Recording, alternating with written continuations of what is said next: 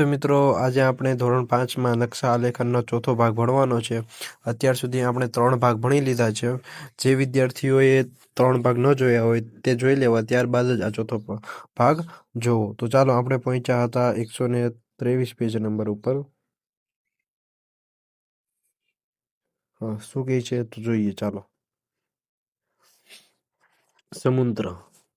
બાલા સમુદ્ર કિનારે ઊભો રહીને વિશાળ સમુદ્રને જોઈ રહ્યો છે. તેને સમુદ્રનો કોઈ અંત નથી એવો આભાસ થાય છે. હા વિદ્યાર્થી મિત્રો, આપણે ક્યારેક તમે ગયા હોય દરિયા કિનારે તો તમે જોવો ને તમને ઠેઠ સુધી છે ને પાણી દેખાય છે. અને બીજી વસ્તુ એ કે જ્યાં તમે આમ ઠેઠ આગળ જતા જાઓ તો આકાશ અને કેમ પાણી ભેગું થતું હોય એવું તમને લાગે છે. એવી રીતના બાલાને પણ શું લાગતું હતું કે ભાઈ સમુદ્ર ખૂબ જ મોટો છે ને ક્યાંય પૂરો થતો નથી. હાલ હું એના ઉપરથી પ્રશ્ન છે જોઈ. આ ભાઈ બાલા છે, ઊભો છે ને છોકરો. શું તમે દરિયો જોયો છે? તો હા, આપણે દરિયો જોયો તો હા લખવાનું, અને ન જોયું તો ના લખવાનું. ચિત્રમાં સમુદ્ર ક્યાં છે? ચિત્રમાં સમુદ્ર આ રહ્યો ભાઈ. ચિત્રમાં સમુદ્ર આ રહ્યો. ભારતના નકશામાં સમુદ્ર શોધી કાઢો. નકશામાં સમુદ્રને કયા રંગથી દર્શાવવામાં આવ્યો છે? તો ચાલો આપણે વિદ્યાર્થી મિત્રો આપણે ગોતી લઈએ. તો નકશો ક્યાં છે? નકશો આ રહ્યો. તો એમાં તમને બધાને જે બ્લુ દેખાય છે, વાદળી રંગનું આ જે, એ બધું શું છે? દરિયો છે, સમુદ્ર છે. અને કેવા રંગથી દર્શાવવામાં આવે છે? તો વાદળી રંગથી દર્શાવવામાં આવે છે. તો જોઈ લઈએ. હાલો, શું લખવાનું? વાદળી, અથવા તમે બ્લુ પણ લખી શકો. બ્લુ, આ બેમાંથી કોઈ પણ એક લખવાનું. ત્યાર પછી જેની એક તરફ સમુદ્ર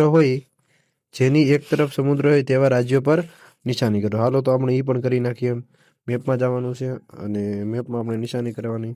તમને દરિયો ક્યાં દેખાય છે? આની એક તરફ દરિયો દેખાય છે ગુજરાતની, પછી મહારાષ્ટ્રની, પછી ગોવાની, પછી કર્ણાટક છે, કેરળ છે, તમિલનાડુ છે, આંધ્રપ્રદેશ છે, ઓડિશા છે અને પશ્ચિમ બંગાળ. 1, 2, 3, 4, 5, 6, 7, 8 ને 9. આ જે 9 રાજ્યો છે તેની એક તરફ દરિયો છે. વિદ્યાર્થી મિત્રો, હજી એક જાણકારી તમને આપી દઉં. જ્યાં તમિલનાડુ છે એને એક નીચે તમે જાઓ તો હિન્દ મહાસાગર આવી જાય. કેરળ છે, હિન્દ મહાસાગર આવી જાય. ઘણા વિદ્યાર્થી મિત્રો આ પણ લખતા નથી, તમે પણ એમ કરી શકો છો. તમે ન લખો તો પણ ચાલે, કોઈ ખોટું ન પાડી શકે. ત્યાર પછી એક એવા રાજ્યનું નામ આપો જેની એક પણ તરફ સમુદ્ર નહીં. તેવા તો ઘણા બધા રાજ્ય છે. 9 રાજ્ય છે તો કેટલાનું આપણે ટોટલ 29 રાજ્યો છે. એમાંથી 9 ની એક તરફ દરિયો છે. તો કેટલાને 9 હોય તો 19 ને દરિયો છે નહીં. તો વિદ્યાર્થી મિત્રો, તમે અહીંથી લઈને આમ જાઓ તો આ બધા રાજ્યો છે. આ બધા ઉપરના જેટલા પણ રાજ્યો ન્યા, અને આ તેલંગાણા રાજ્ય, એને એકેયને દરિયો તો નથી. તો તમને મનપસંદ એવું લખી શકો. રાજસ્થાન છે, પછી મધ્યપ્રદેશ છે, હરિયાણા છે, પંજાબ છે, તમે કોઈ પણ લખી શકો. હાલો, હું રાજસ્થાન અહીંયા લખું. જો તમને મન ફાવે તમે લખી શકો, પણ ધ્યાન રાખો કે દરિયો હોવો જોઈએ નહીં. દરિયો એટલે કે સમુદ્ર, રાજસ્થાન. હાલો, પછી શું કહે છે? શોધી કાઢો. શું શોધવાનું છે? જોઈએ. અલગ અલગ નકશા જુઓ. સ્થાનિક નકશા હોય. સ્થાનિક નકશા એટલે કે આપણા ગામનો નકશો, ભારતના નકશા, ભારતનો એટલે આપણા દેશનો નકશો, વિશ્વના એટલે આખી દુનિયાનો નકશો. ઉપયોગમાં લીધેલ ભિન્ન પ્રમાણ માપની સરખામણી કરો. વિદ્યાર્થી મિત્રો, તમારી પાસે હોય તો તમે કરજો. મારી પાસે અત્યારે હાલ પૂરતો નથી તો હું છે કરતો નથી. રાજ્યો, હવે એની પછી જોઈએ. રાજ્યોની વચ્ચે આવતી રેખાઓ. રાજ્યોની વચ્ચે જે રેખાઓ આવે ને, આપણે કઈ રેખા તો હું તમને બતાડું. જો આવી રેખા આપણું ગુજરાત રાજ્ય છે. ગુજરાતી જો બોર્ડર દેખાય છે તમને. પછી આ મધ્યપ્રદેશની આ બાજુ બોર્ડર તમને દેખાતી છે. પછી આ રાજસ્થાનની આ તમને બોર્ડર દેખાતી છે. આ તો એવી રીતના એ કહે છે. એને પછી શું કહે જોઈએ? સબુ શું કહે છે? રાજ્યોની વચ્ચે આવતી રેખાઓને જોઈને વિચારમાં પડી ગયો. મેં દિલ્હીથી આ ભાઈ કહે છે. આ ભાઈ શું કહે છે? મેં દિલ્હીથી હરિયાણા સુધી મુસાફરી કરી, પરંતુ મને જમીન પર કોઈ રેખાઓ જોવા મળી નહીં. તો નકશામાં કેમ છે? તેની બેનપણી છે એની, અથવા એની બેન છે, એ શું જવાબ આપે છે? ના, જમીન પર કોઈ રેખા નથી. રેખા ખેંચી નહીં. નકશામાં આ રેખા દ્વારા આપણને એક રાજ્યના અંત અથવા બીજા રાજ્યની શરૂઆતમાં ખબર પડે. અને અરે હા, અમે સીમા પર ટોલ ટેક્સ ચૂકવ્યો હતો. મેં એક મોટા પાટિયા પર લખેલું વાંચ્યું હતું કે હરિયાણાનું તમારું સ્વાગત કરે છે. તો વિદ્યાર્થી મિત્રો, એવું છે કે તમે જ્યારે અવકાશમાંથી તમે આ ભારતનો મેપ કે કોઈ પણ દેશનો મેપ જોવો ને, તો એની વચ્ચે આ જે તમને દેખાય છે વિદ્યાર્થી મિત્રો, આ હોય નહીં. આ શું કામ ન હોય? કેમ કે આ માનવ સર્જિત છે. આ કુદરતી રીતે નથી, આપણને માણસે બનાવેલી છે કે જેથી આપણે નકશો છે સરળતાથી સમજી શકીએ કે ગુજરાત કેટલું મોટું છે, રાજસ્થાન કેટલું મોટું છે, ક્યાંથી ક્યાં સુધી વિસ્તરેલો છે, એની આપણે પૂરતી માહિતી મેળવી લઈએ. એટલા માટે છે આપણે આ બધી છે સીમાઓ દોરેલી છે, સીમાને ઇંગ્લિશમાં કહેવાય બોર્ડર. ત્યાર પછી શહેરો વચ્ચેનું અંતર જોવાનું છે. શહેરો વચ્ચેનું અંતર, આ તમને નકશો આપી દીધો છે. 1 કિલોમીટર બરાબર 10 કિલોમીટર તમારે લેવાનું છે. શું કહે છે? નકશામાં 5 શહેરો આવેલા છે, શોધી કાઢવાનું છે તમારે. હાલો, પહેલો પ્રશ્ન આપણે જોઈએ. નકશામાં ઇડલીપુર ક્યાં છે? ઇડલીપુર, આ રહ્યું ઇડલીપુર. અને બરફીનગર, બરફીનગર આ જોઈ લ્યો.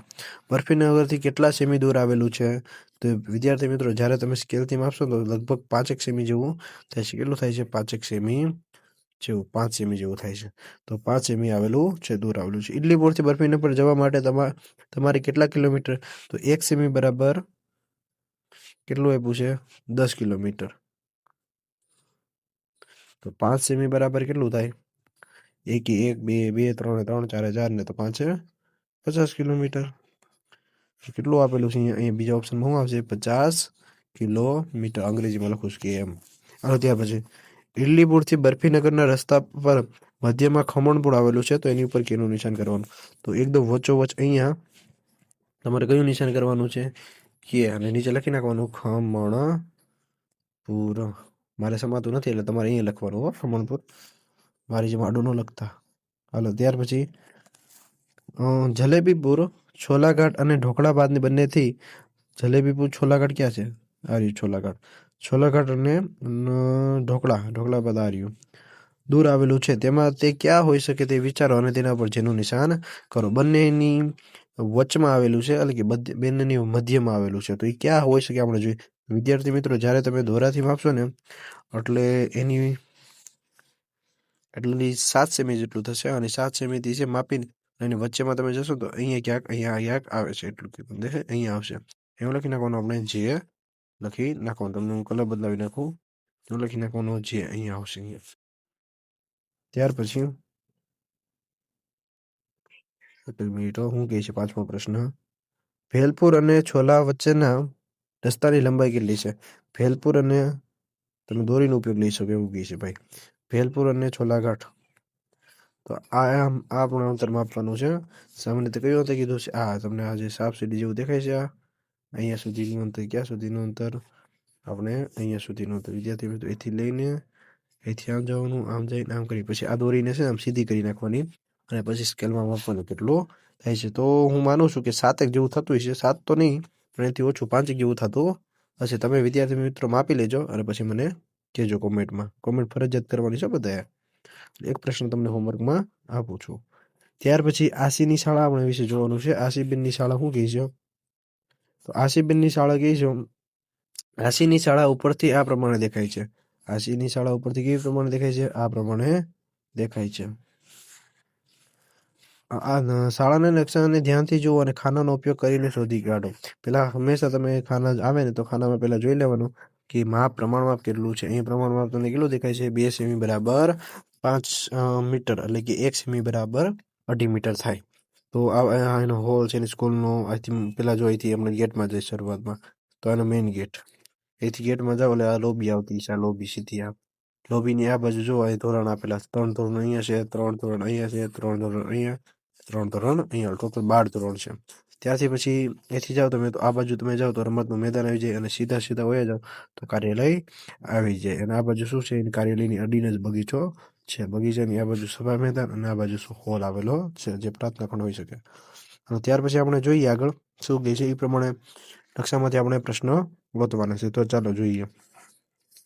તો પહેલો પ્રશ્ન છે, સભા મેદાનનું ક્ષેત્રફળ શાળાના કાર્યાલય કરતાં કેટલા ગણું વધારે છે? સભાનું અને આપણે કાર્યાલયનું. તો કાર્યાલયનું સામાન્ય બુદ્ધિથી આપણને ખબર પડે કે કેટલા ખાના છે? 1 2 ને 3, એટલે કે આ 3 છે. કાર્યાલય કેટલું છે? 3 છે. આ જોઈએ 1 2 3 4 5 6 7 8 9 10 11 12 13 14 15. તો 15. આ 3 છે. 3 નો ઘડીઓ બોલે તો 15 ક્યારે આવે? ગુણ્યા 5 કરો ત્યારે. એટલે શું કહેવાય? 5 ગણું થાય. 3 × 5 = 15 થાય ને. એટલે કેટલા ગણું થશે? સોરી વિદ્યાર્થી મિત્રો, કેટલા ગણું થશે? 5 ગણું. આ 5 છે. 5 ગુજરાતીમાં આમ લખાય. પહેલામાં 5 આવશે. અને ત્યાર પછી દરેક વર્ગખંડની લંબાઈ અને પહોળાઈ શોધો. દરેકની આપણે લંબાઈ અને પહોળાઈ ગોતવાની છે. તો આપણે હંમેશા ઓપ્શન ઉપરથી ચેક કરો. તો પેલો છે 5 મીટર અને પહોળાઈ 2 સેમી. તો જોઈએ 4 સેમી, 4 મીટર સોરી. તો તમે જુઓ અહીંથી આ કેટલા, આ 1 અને આ 2. તો 2 સેમી બરાબર આપણે કેટલું લેવું છે? 5 મીટર લેવાનું છે. અને આ તમે જોતા હોય છો, આ હું તમને બતાડું. અહીંથી આ 1 સેમી એટલે કે, અને પછી 2 સેમીથી જરીક ઓછું છે.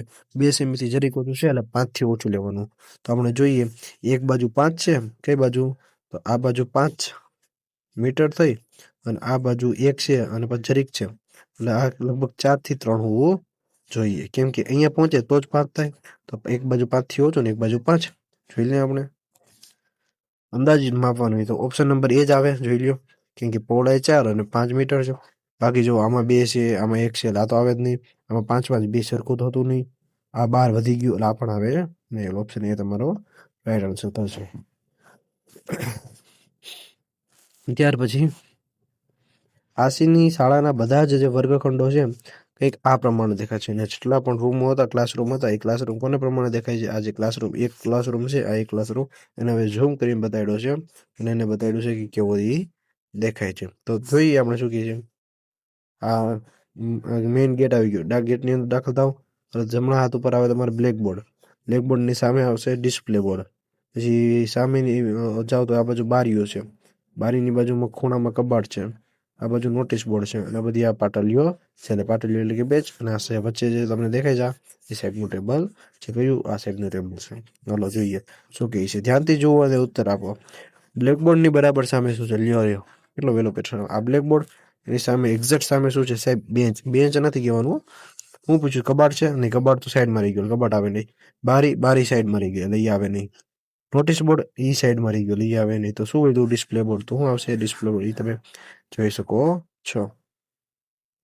ત્યાર પછી ફરી એકવાર નકશા જુઓ અને અંદાજ લગાવો અને નીચે દર્શાવેલ જ્યાં હોય ત્યાં નિશાની કરો. હાલો, 3A અને 7ના વર્ગખંડમાં બ્લેકબોર્ડ દોરવાનું છે. તો જુઓ તમે, દરવાજો અને એની જમણા હાથ ઉપર શું છે? બ્લેકબોર્ડ છે. તો 3A અને 7માં, તો 3A અને 7માં VII ક્યાં છે? VII આ 3A આ રહ્યું જુઓ. તો આપણે જોઈએ તો ગેટમાં દાખલ થયા અને જમણા હાથની જે દિવાલ છે એટલે કે અહીંયા તમારે શું આવશે? બ્લેકબોર્ડ આવશે. એવી રીતના 7 પણ ક્યાં હશે? 7માં પણ આપણે કરી નાખીએ. 7 VVI જોડ્યું.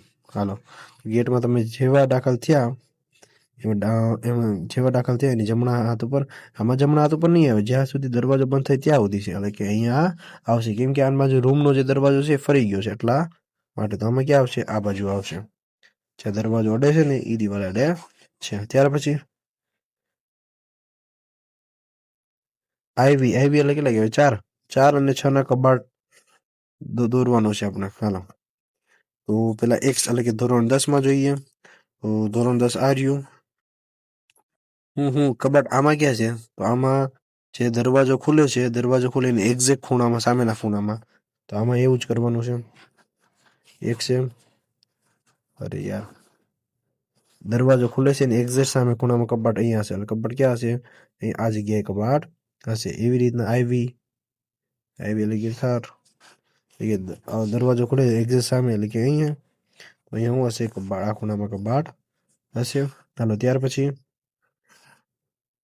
5 અને VI એટલે કે 6Bના વર્ગખંડમાં નોટિસ બોર્ડ. તો નોટિસ બોર્ડ ક્યાં છે?